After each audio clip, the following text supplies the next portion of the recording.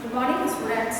BEd second year के paper knowledge and curriculum ज्ञान और पाठ्यचर्या के अंतर्गत हम लोग विभिन्न दार्शनिकों के शिक्षा संबंधी विचारों के बारे में अध्ययन कर रहे थे। अब तक हम लोगों ने गांधी जी, टैगोर और जॉन डेवी के बारे में अध्ययन कर लिया था। आज हम प्रारंभ करने वाले हैं प्लेटो के अनुसार शैक्षिक विचारधारा क्या थी या उनके शैक्षिक विचार क्या थे। प्लेटो आधुनिक दार्शनिक नहीं थे। प्लेटो का जो जन्म था वो ईसा पूर्व हुआ था। तो प्लेटो का जो जन्म है वो 427 ईसा पूर्व में माना जाता है, क्योंकि माना ऐसा जाता है कि 427 से 347 ईसा पूर्व इनकी जो है इनका जीवन काल माना गया है। प्लेटो जो है वो एक सामान्य घराने के व्यक्ति नहीं थे। प्लेटो का संबंध राजघराने से था, जो एथेंस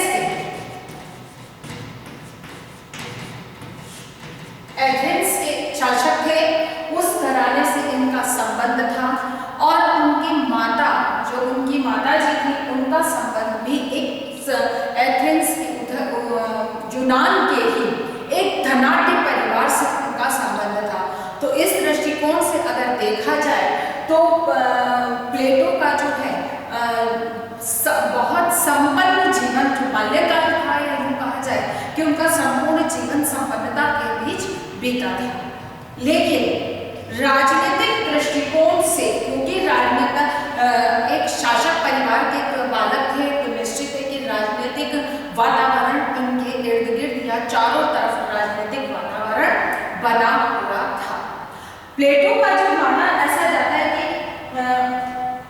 उन्होंने इसी और राजनीतिक वातावरण के साथ में, चूंकि एक यूं कहा जाए कि उनके जीवन में सुकरात का भी बहुत बड़ा प्रभाव उनके जीवन पर पड़ा था, और यही कारण था कि उन्होंने उनकी जो है दार्शनिक विचारों को एक नई दिशा मिली, या दार्शनिक विचारों को अभिव्यक्त एक स्वरूप प्राप्त हुआ, जिन्हें उन्होंने अपनी 2 पुस्तकों में अभिव्यक्त किया। उनकी प्रमुख 2 पुस्तकें जो प्रसिद्ध पुस्तकें थी।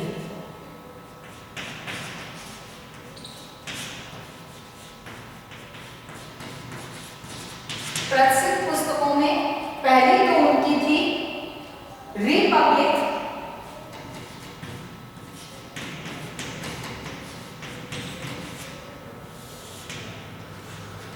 और दूसरी उनकी प्रसिद्ध थी लॉज, जिसके अंतर्गत उन्होंने एक तात्कालिक, क्योंकि राजनीतिक परिवार से उनका संबंध था, तो निश्चित है कि राजनीति का प्रभाव उनके ऊपर था, और उसी दृष्टिकोण से उसी के प्रभावित होकर उनकी जो पुस्तक थी उसमें उनके रिपब्लिक में उनके इस तरह के विचार हमारे सामने देखने को मिले। सुकरात जो है वो अपनी 20 वर्ष की आयु में, क्योंकि प्रारंभिक काल में तो उनका संबंध सुकरात से नहीं हुआ था प्लेटो का, लेकिन 20 वर्ष की आयु में जाते जाते उनका संबंध प्रसिद्ध दार्शनिक सुकरात से हुआ था। अच्छा, यहाँ पर यह भी बात स्पष्ट होनी चाहिए कि सुकरात का जो से संबंध जो प्लेटो का स्थापित हुआ, या यूं कहा जाए कि प्लेटो सुकरात के संपर्क में आए, उससे पहले उनके परिवार के कुछ सदस्य सुकरात के पास में शिक्षा अर्जित करने जाते थे। तो ये कहा जाए कि सुकरात का जो था संबंध इस राजघराने से पहले से ही था, या ये राजघराने के बच्चों को शिक्षा प्रदान किया करते थे। लेकिन जो राजनीति होती है, और हम सब जानते हैं कि राजनीति में षड्यंत्र बहुत होते हैं। किसी के खिलाफ कोई षड्यंत्र होना है, या किसी को मतलब एक राजनीतिक जो वातावरण है वो एक बहुत भिन्न प्रकार का होता है, और उसी के चंगुल में या उसी के घेरे में सुकरात भी आए, और सुकरात को बहुत अधिक प्रताड़ना प्राप्त हुई, जबकि ये एक राजघराने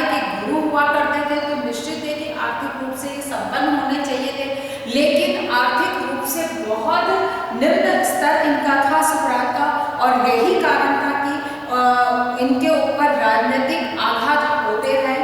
और ये स्थिति बनी कि एक समय ये आया कि सुकरात को राजनीतिक षड्यंत्र के तहत सुकरात की हत्या कर दी गई। उससे पहले प्लेटो जो है वो सुकरात से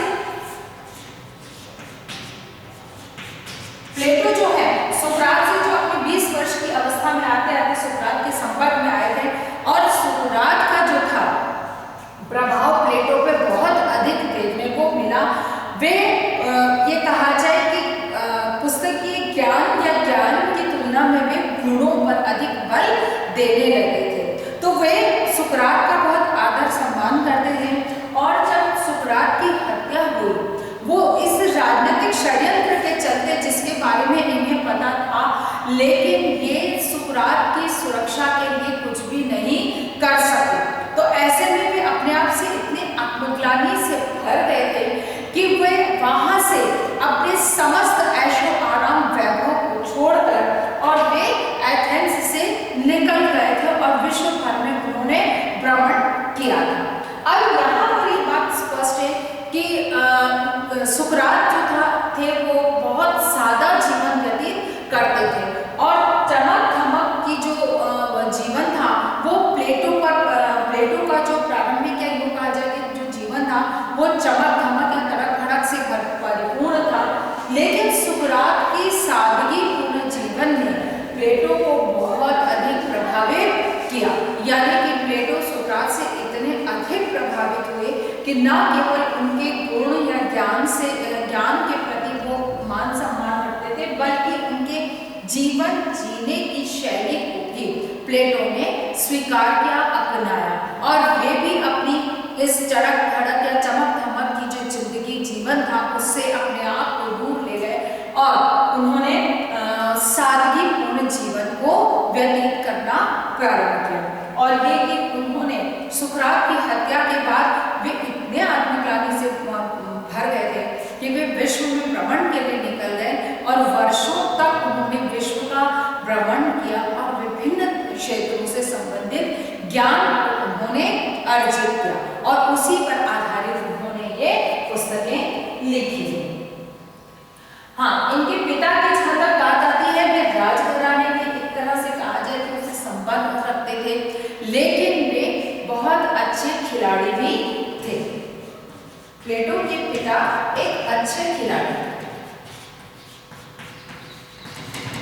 और यही कारण था कि उनका शिक्षा के प्रति झुकाव उनका भी था, और वे इस चीज पर बल देते थे उस समय, यानी कि ईसा पूर्व की अगर बात करें तब भी इस बात को माना जाता था कि बालक को हम जोर जबरदस्ती नहीं सिखा सकते हैं।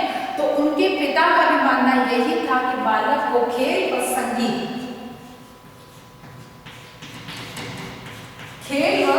संगीत के माध्यम से शिक्षा प्रदान की जानी चाहिए, और इसी का प्रभाव प्लेटो पर स्पष्ट रूप से दिखाई दिया। वे भी इसी चीज पर विश्वास रखते थे कि थोपे हुए ज्ञान पर ये विश्वास नहीं रखते थे। वे गुणों पर विश्वास रखते थे, व्यक्ति के अपने गुण क्या हैं, और उन गुणों के आधार पर उसे और अधिक उन्हीं गुणों का जो है विकास पर वे अधिक बल देते थे। वे आदर्शवादी विचारक थे, यानी कि वे आत्मा और परमात्मा में विश्वास रखने वाले दार्शनिक माने गए।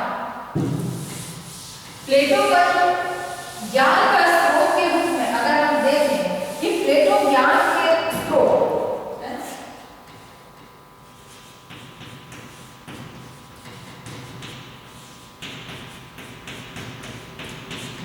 स्रोत की जहां तक बात आती है, तो प्लेटो ने ज्ञान के स्रोत को मतलब 3 प्रकार के स्रोतों को ज्ञान का स्रोत माना है। अब ये कौन कौन से हैं? पहला है ज्ञानेंद्रिय,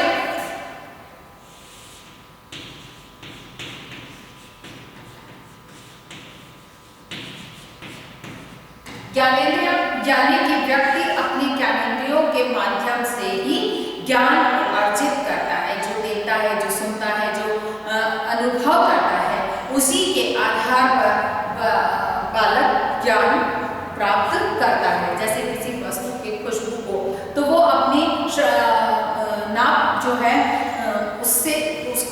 छूकर और उसकी जो है खुशबू के बारे में जानकारी को या उसका ज्ञान उसे होता है और उसी के आधार पर वह उससे संबंधित अपनी एक विचारधारा का निर्माण करता है। अपनी त्वचा के माध्यम से किसी भी चीज को छूकर वो अनुभव करता है। तो कहने का मतलब यह है कि ज्ञानेंद्रियां जो हमारी 5 है उनके माध्यम से बालक जो भी अर्जित करता है उसका जो मूल आधार है वह ज्ञानेंद्रिय है। दूसरा जो इनका स्रोत माना है इन्होंने वह था किसी वस्तु के प्रति सम्मति। किसी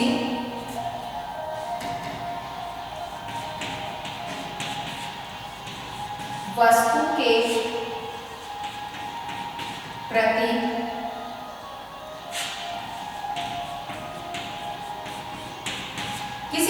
के प्रति सम्मति, यानी कि हर व्यक्ति की अपनी अलग राय होती है।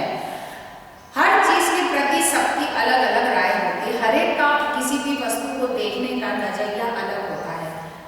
हम सब एक एग्जाम्पल को बार बार लेते हैं कि कोई आधा ग्लास खाली बताता है, कोई आधा ग्लास भरा हुआ बताता है, यानी कि हर एक का अपनी सम्मति है।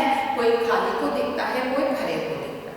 तो कहने का मतलब ये व्यक्तिगत भिन्नताएं पाई जाती हैं, अर्थात व्यक्तिगत भिन्नता को इतने वर्ष मतलब कहना चाहिए कि शताब्दियों पहले, वर्षों पहले प्लेटो ने इस चीज को एक्सेप्ट किया था। उन्होंने कहा था कि किसी भी वस्तु के प्रति हर एक की सम्मति अलग अलग होती है। कोई उसको स्वीकार करता है और कोई उसे अस्वीकार करता है। अर्थात कि ये हर व्यक्ति की अपनी इच्छा पर निर्भर है, अपने दृष्टिकोण पर निर्भर है। तो जो ज्ञान का है वह हर व्यक्ति अपने अनुकूल किसी भी ज्ञान को अर्जित करता है। अर्थात कि किसी के जो स्रोत जो है उसके अनुसार किसी भी वस्तु के प्रति हर एक का अपना नजरिया या दृष्टिकोण होता है। उसी के अनुसार वो उसे स्वीकार या अस्वीकार या उसकी सम्मति निर्मित होती है। फिर मस्तिष्क जन्य ज्ञान है।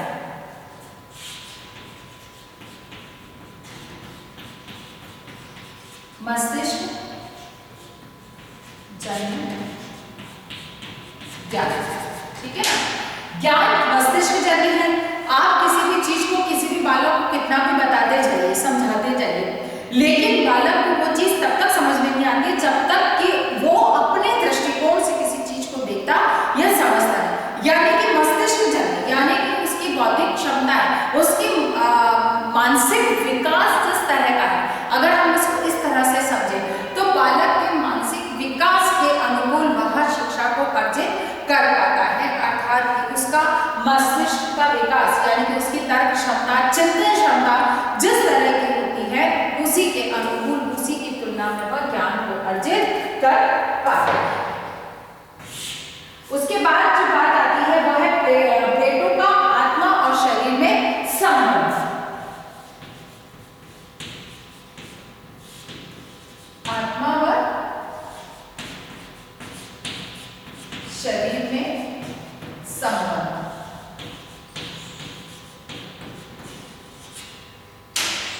प्लेटो निश्चित है कि आत्मा में विश्वास रखते थे। उनका मानना था कि शरीर और आत्मा दो अलग भिन्न तत्व हैं।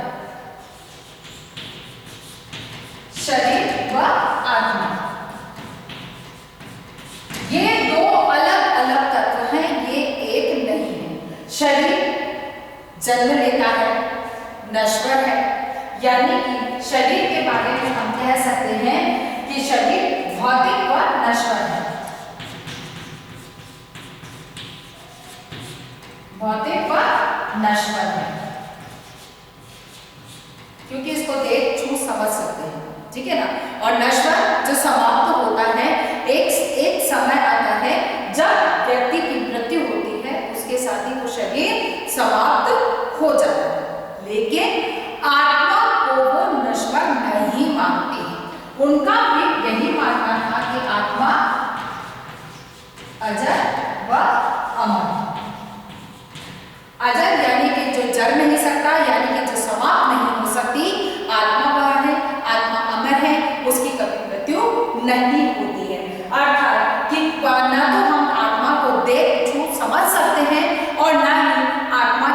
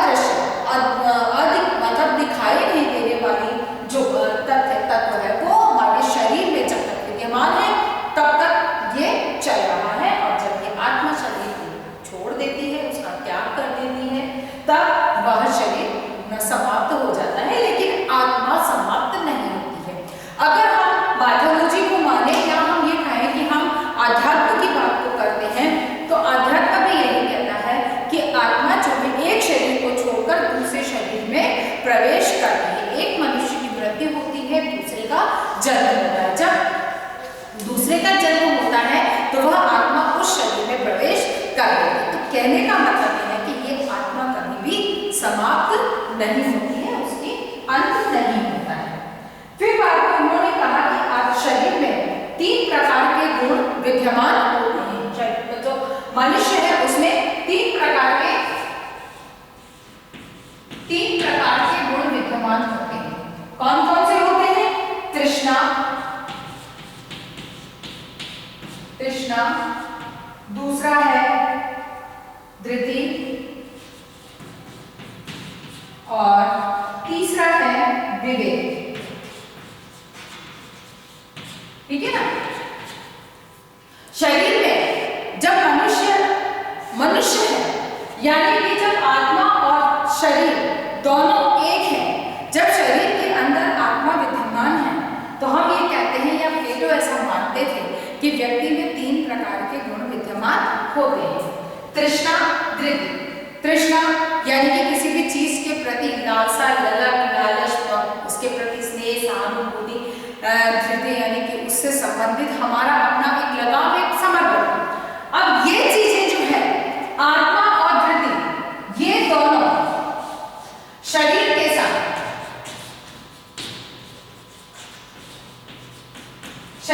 साथ जन्म लेती है। ठीक है ना? धृति और तृष्णा जो है वो व्यक्ति में शरीर के साथ में जन्म लेती है और शरीर के साथ ही ये समाप्त हो जाती है। ठीक है ना? शरीर के साथ ही जन्म व समाप्त।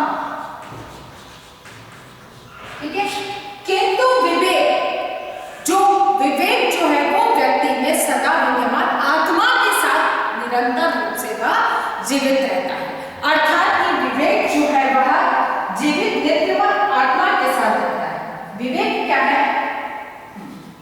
विवेक जो है वह जीवित है, नित्य है और आत्मा के साथ।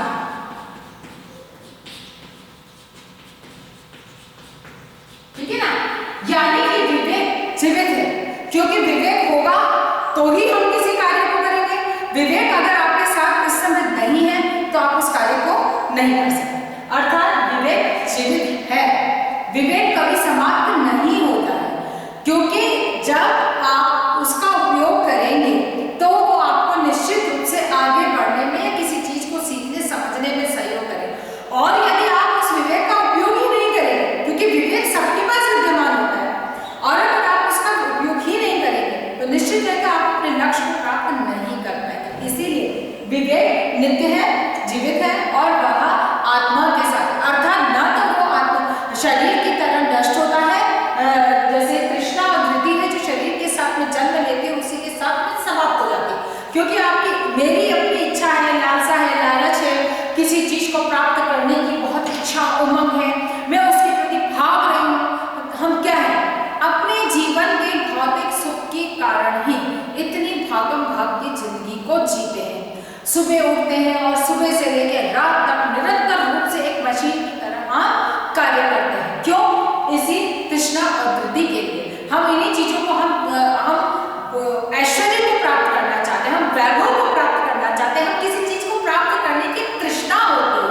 हमें आज एक कहना चाहिए कि 100 रुपए प्राप्त हो गए, हम 1000 की कल्पना करने लगते हैं कि हमें वो प्राप्त, 1000 प्राप्त होते तो हम लाखों की कल्पना करने लगते हैं। यानी कि यह एक तृष्णा है जो कभी समाप्त नहीं होती है।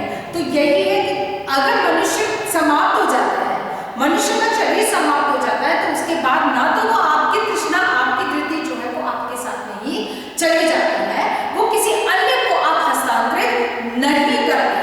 लेकिन विवेक निश्चित है कि आप किसी अन्य को हस्तांतरित करते हैं, क्योंकि किसी कार्य को करना है, उसमें किस तरह से करना है, कैसे प्लानिंग होनी चाहिए, किस तरह से चिंतन करना चाहिए, किस तरह से, जैसे कि ज्ञान है, ज्ञान कभी समाप्त नहीं होता। वही चीज है कि विवेक ज्ञान का ही, विवेक ज्ञान ही है जो कभी समाप्त नहीं होता है।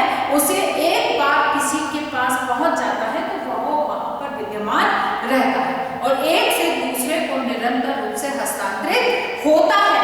भले ही चाहे जैसे अशिक्षित व्यक्ति है, अशिक्षित व्यक्ति में जैसे एक अशिक्षित व्यक्ति है जो सब्जी बेचने का कार्य कर रहा है, तो निश्चित ही वो शिक्षित नहीं है, लेकिन फिर भी वो हिसाब किताब बहुत अच्छे से कर लेता है, क्योंकि उसके पास वो विवेक है। उस चीज को जानने, समझने और उसको कार्य करने का उसका तरीका उसके पास है।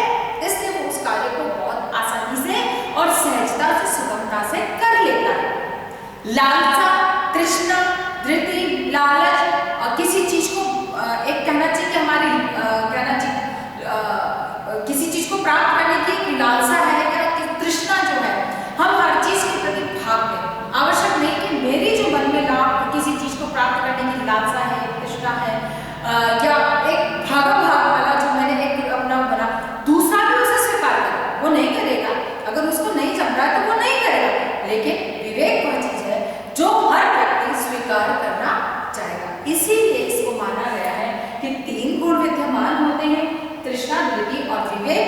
तृष्णा और धृति शरीर के साथ जन्म लेते हैं और शरीर के साथ ही समाप्त हो जाते हैं, लेकिन विवेक जो है वह जीवित है, वो निरंतर, वो उसकी कभी मृत्यु नहीं होती है, क्योंकि हम जो विवेकशीलता है वह हर समय विद्यमान रहती है, फिर वह नित्य है, नियमित रूप से है और वह आत्मा के साथ ही रहने वाला है, उसका अंत नहीं होता है।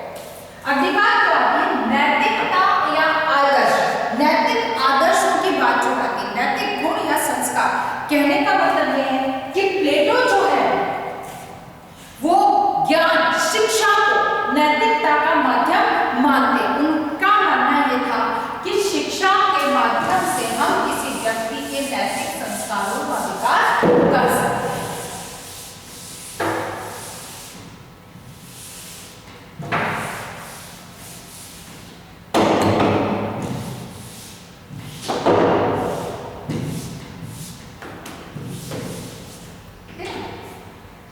नैतिक आदर्श,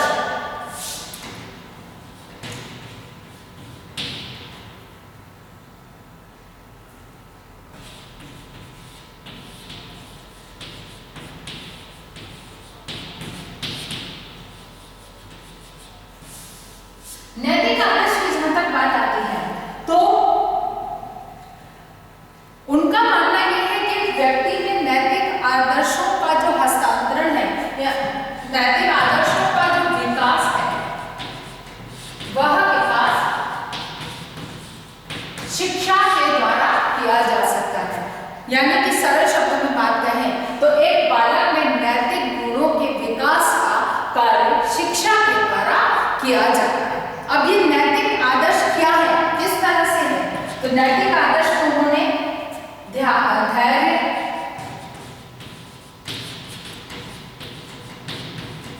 न्याय,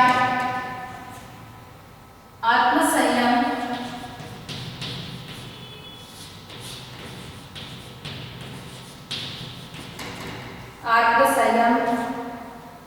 तीव्र बोधात्मक,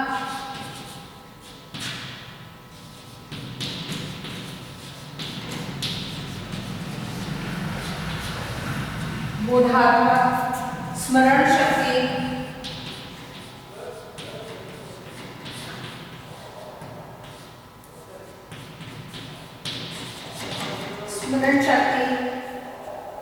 और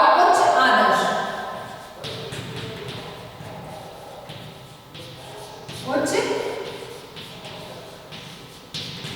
आदर्श।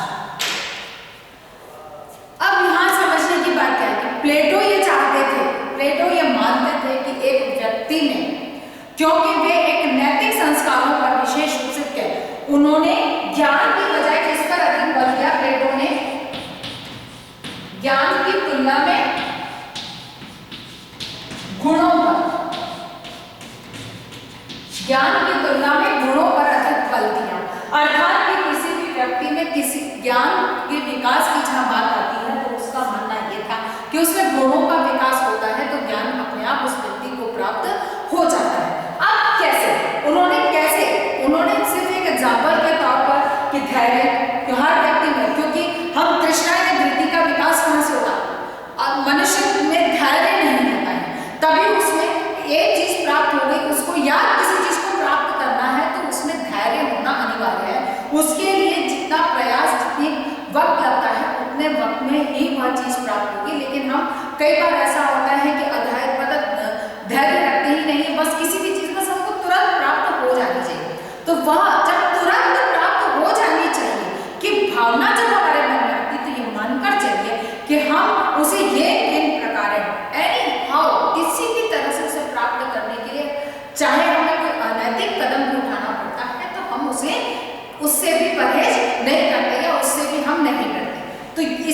के लिए उन्होंने कहा कि मनुष्य में धैर्य होना चाहिए, न्याय के प्रति समर्पण होना चाहिए, यानी कि न्यायवादी होना चाहिए।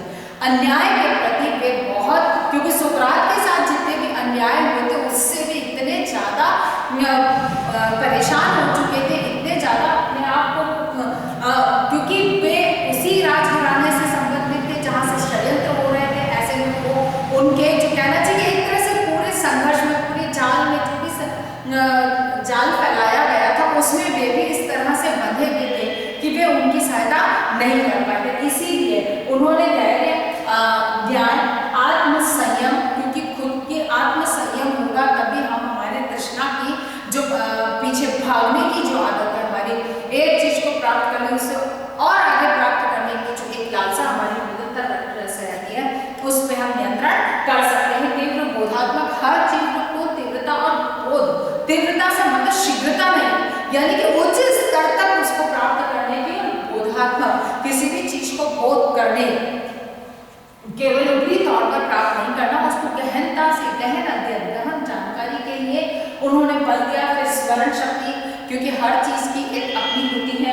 फिर उच्च आदर्शों के विकास, इन गुणों के विकास पर उन्होंने विशेष रूप से बल दिया था और इसके लिए उन्होंने कहा था कि इनके विकास में आत्मा के मतलब इन्हें ये जितने भी चीज थी, जितने भी गुण उन्होंने बताए कि धैर्य, न्याय, आत्मसंयम, तीव्र बोध, स्मरण शक्ति, उच्च आदर्श, इनको उन्होंने किसके नाम से दिया? उन्होंने कहा कि ये आत्मा के सद्गुण हैं।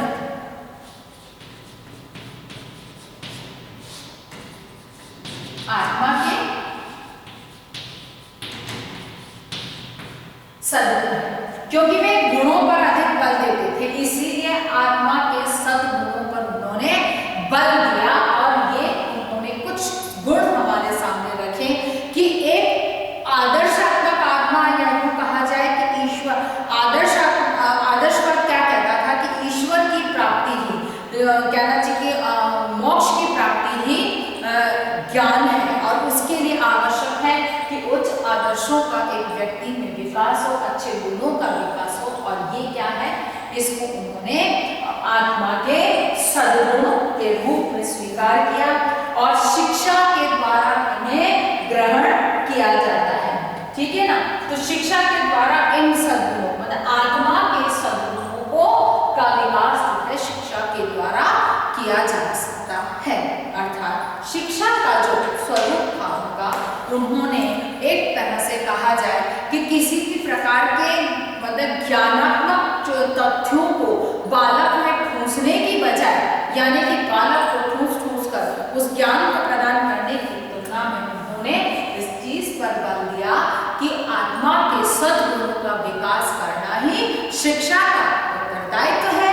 और शिक्षा को चाहिए कि वह बालक में इस तरह के सद्गुणों का विकास करे जो उसके विकास में बालक के ज्ञान को दिशा प्रदान करे। इसी के साथ आज का हमारा एक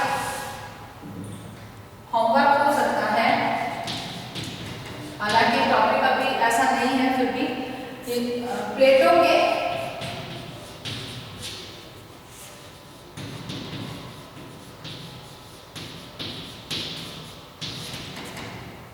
के अनुसार ज्ञान के स्रोत,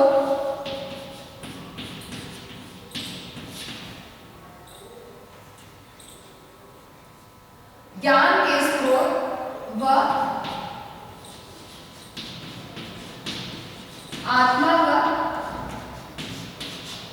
शरीर में संबंध को स्पष्ट, ठीक है ना? प्लेटो के अनुसार ज्ञान के स्रोत, आत्मा व शरीर के संबंध को स्पष्ट कीजिए। अपनी बात को समाप्त करने से पहले कोविड-19 की इस महामारी के दौरान अपने आप को सुरक्षित रखें। बहुत अधिक आवश्यकता होने पर घर से निकलते 3 बातों का ध्यान रखें। ऊपर मास्क